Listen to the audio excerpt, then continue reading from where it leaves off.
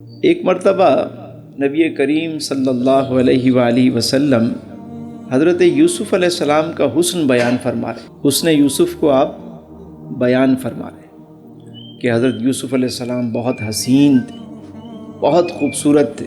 تو مصر کی عورتوں نے انگلیاں کاٹی انہیں دیکھ کر، ان کے حسن کو دیکھ کر۔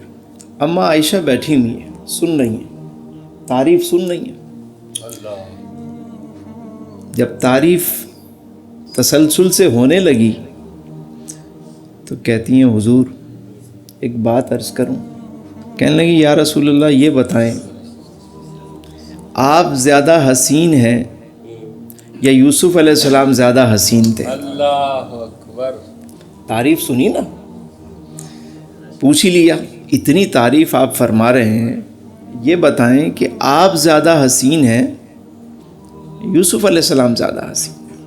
حضور علیہ السلام مسکرائے، فرمایا عائشہ میں ملیح ہوں اور میرے بھائی یوسف جو ہے وہ صبی ہیں۔ اللہ اکبر۔ اماں عائشہ نے جب یہ سنا تو خوش ہو گئی، بات سمجھ گئی، خوش ہو گئی۔ اب یہ ملاحت اور صباحت کیا ہے اس کو ذرا سمجھیے۔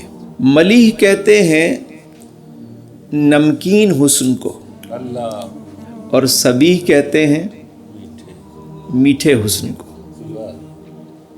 جو میں سمجھ پایا ہوں بحیثیت ایک طالب علم کے، اس کو آسان الفاظ میں اگر سمجھیں، صبی کہتے ہیں اس حسن کو کہ جس پہ نظر ٹھہر نہ سکے،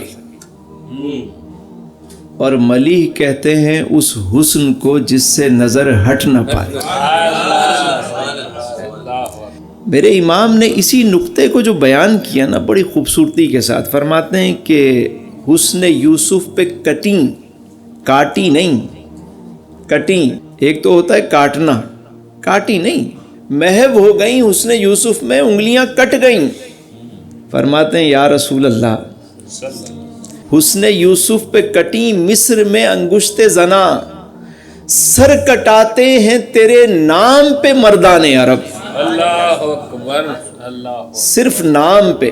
اللہ، اماں عائشہ فرماتی ہیں کہ اگر مصر کی عورتیں میرے سردار، میرے سرتاج، سردار انبیاء کو دیکھ لیتی تو انگلیوں کے بجائے اپنے دلوں کو کاٹ دیتی اور انہیں خبر نہ ہوتی۔